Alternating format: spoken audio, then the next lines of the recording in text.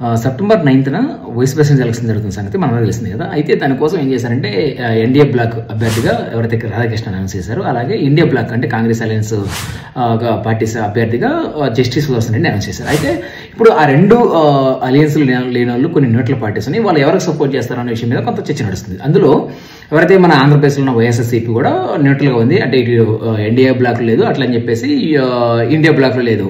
So ఎప్పుడైతే వైఎస్ఆర్సీపీ వాళ్ళు NDA black అభ్యర్థి ఎవరైతే రాధాకృష్ణకి సపోర్ట్ చేస్తా అనగానే టీడీపీ వాళ్ళు విమర్శ చేశారు. సో నేను కూడా టీడీపీ విమర్శ చేసాం కదా, నాకు అనిపించింది అవును కదా, ఆల్రెడీ ఎన్డీఏ బ్లాక్లో టీడీపీ జనసేన ఉంది, అలాంటప్పుడు వాళ్ళకి ఆపోజిట్ ఏదైతే పొలిటికల్ ఎనిమీ ఉన్నా వైఎస్ఆర్సీపీ ఎన్డీఏ బ్లాక్ అభ్యర్థికి ఎలా సపోర్ట్ చేస్తారని ఒక నిమిషం ఆలోచించాను.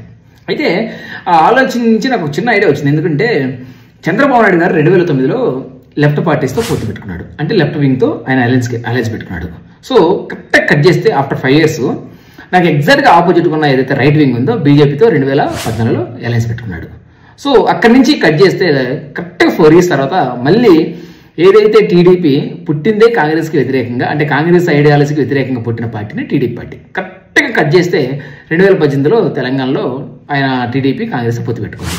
సో ఆయన లెఫ్ట్ వింగ్ కవర్ చేశాడు, రైట్ వింగ్ కవర్ చేశాడు, ఆఖరికి కాంగ్రెస్ కూడా కవర్ చేశాడు. సో 3 పార్టీలు అయిపోయినాయి. సరే 2020లో మళ్ళీ మనకు తెలిసిందే మళ్ళీ అదే రైట్ వింగ్ పార్టీతో పొత్తు పెట్టుకున్నాడు. సో నాకు ఇదంతా చూసిన తర్వాత టీడీపీ వాళ్ళు జగన్మోహన్ రెడ్డి ఎందుకు విమర్శ చేస్తున్నారని నాకు అనిపించింది. ఎందుకంటే వాళ్ళు లెఫ్ట్ వింగ్తోనూ కలిసి ఉన్నారు, రైట్ వింగ్తోనూ కలిసి ఉన్నారు, అట్ ద సేమ్ టైం కాంగ్రెస్తోనూ అలయన్స్ పెట్టుకున్నారు. సో అన్ని పార్టీలు కవర్ చేసింది టీడీపీ పార్టీ. సో అలాంటప్పుడు జగన్మోహన్ రెడ్డి విమర్శించడానికి వాళ్ళకి ఏం రైట్ ఉందో ఆలోచించారు. సో నాకేమనిపించింది అంటే జగన్మోహన్ రెడ్డి గారు కూడా అంటే ఎట్లాగో ఏ పార్టీకి ఐడియాలజీ లేదు, జనాలు కూడా ఏ ఐడియాలజీతో నడుస్తున్నారో జనాలు కూడా ఆలోచించట్లేదు. సో అలాంటప్పుడు జగన్మోహన్ రెడ్డి గారు ఎందుకు ఒకసారి కాంగ్రెస్ పార్టీతోటి ఒకసారి బీజేపీతో పొత్తు పెట్టుకుంటే జగన్మోహన్ రెడ్డికి పోయేది ఏముంది?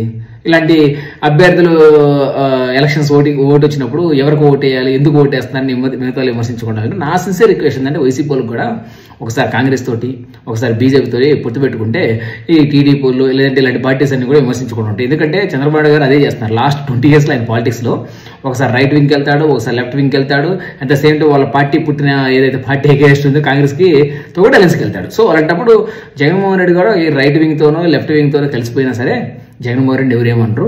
అలాంటప్పుడు వాళ్ళకి ఇటువంటి ఇష్యూస్ ఈ పొలిటికల్గా ఏ అభ్యర్థికి సపోర్ట్ చేసే విషయంలో కూడా మిగతా వాళ్ళు వచ్చి వాళ్ళకి క్వశ్చన్ చేయరు. నేను చెప్పాలంటే టీడీపీ వాళ్ళు ఎప్పుడైతే ఎన్డీఏ అభ్యర్థికి వైసీపీ వాళ్ళు సపోర్ట్ చేయగానే వాళ్ళు అప్రిషియేట్ చేయాలి. ఎందుకంటే వాళ్ళు ఆల్రెడీ ఎన్డీఏ బ్లాక్లో ఉన్నారు కాబట్టి. వాళ్ళు ఎందుకో కానీ టీడీపీ వాళ్ళు వైఎస్ఆర్సీపీ వాళ్ళు సపోర్ట్ చేస్తే ఒప్పుకోలేకపోతున్నారు. సో నా సిన్సియర్ రిక్వెస్ట్ ఏంటంటే 2019 ఎలక్షన్లో లేదా అంతకుముందే వచ్చే ఎలక్షన్స్లో కానీ ఏ బీజేపీతోనే కాంగ్రెస్తోనే పొత్తు పెట్టుకుని ఆయన కూడా ఏదో ఒక వింగ్లో కలిసిపోతే బాగుంటుందేమని నా ఉద్దేశం. అలాగే టీడీపీ కూడా కోరుకుంటున్నారని నేను అనుకుంటున్నాను.